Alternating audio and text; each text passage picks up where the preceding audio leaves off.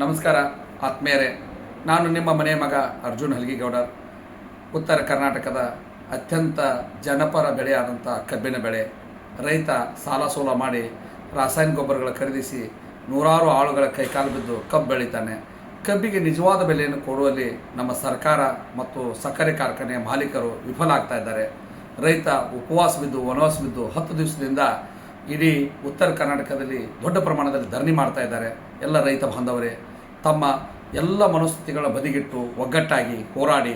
ಆಮ್ ಆದ್ಮಿ ಪಕ್ಷ ಸದಾಕಾಲ ನಿಮ್ಮೊಂದಿಗಿದೆ. ನಮ್ಮ ಆಮ್ ಆದ್ಮಿ ಪಕ್ಷ ಪಂಜಾಬ್ ರಾಜ್ಯದಲ್ಲಿ ಈಗಾಗಲೇ ನಾವು 3,800 ರೂಪಾಯಿ ಬೆಂಬಲ ಬೆಲೆಯನ್ನು ಕಳೆದ 3 ವರ್ಷಗಳಿಂದ ಕೊಡ್ತಾ ಇದ್ದೇವೆ. ರೈತರಿಗೆ ಕೊಡೋದರಲ್ಲಿ ಯಾವುದೇ ಬಡತನ ಇಲ್ಲ. ನಮ್ಮ ಸರ್ಕಾರ ಮನಸ್ಸು ಮಾಡಬೇಕಾಗಿದೆ. ಆದರೆ ಇವತ್ತಿನಲ್ಲಿರುವಂಥ ಆಡಳಿತದಲ್ಲಿರುವಂಥ ಕಾಂಗ್ರೆಸ್ ಸರ್ಕಾರ, ವಿರೋಧ ಪಕ್ಷದ BJP ಸರ್ಕಾರ, ಇವರಿಗೆ ಯಾರಿಗೂ ರೈತರ ಬಗ್ಗೆ ಕಾಳಜಿ ಇಲ್ಲ. ಕೇವಲ ಮೊಸಳೆ ಕಣ್ಣೀರು ತೋರಿಸಿ ತಾವು ರಾಜಕೀಯ ಮಾಡ್ತಾ ಇದ್ದಾರೆ. ರೈತ ಬಾಂಧವರೇ, ದಯವಿಟ್ಟು ಒಂದಾಗಿ ಒಗ್ಗಟ್ಟಾಗಿ ಹಗಲಿರುಳು ಧರಣಿ ಮಾಡಿ ಯಶಸ್ವಿಯಾಗಲಿ ಆಗಿ ನಿಮ್ಮೊಂದಿಗೆ ಆಮ್ ಆದ್ಮಿ ಪಕ್ಷ ಸದಾಕಾಲ ಇರ್ತದೆ ಅಂತ ಹೇಳ್ತೇನೆ. ನಮಸ್ಕಾರ.